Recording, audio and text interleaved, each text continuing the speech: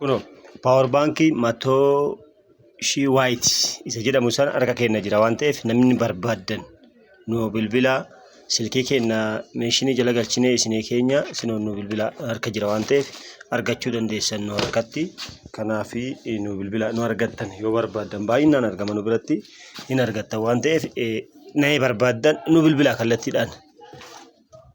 waagaa isaa yoo nu bilbiltan bilbila isinitti himna waan ta'eef kuno matoo shii white isa kana nu argattan waan ta'eef nu bilbila yoo nu bilbiltan amma battalumatti argattan gama biraatiin isa kanas na barbaadan hin beekama maqaa isaa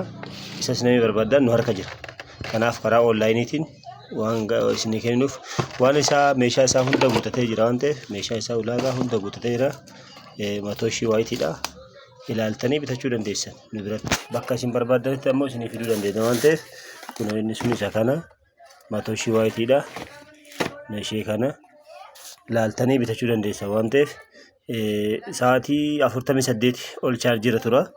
achi booda ammoo amma bilbila 20tti gisee tokko chaarjii gochuu danda'a waan ta'eef ilaaltanii nu harkaa bitachuu dandeessan.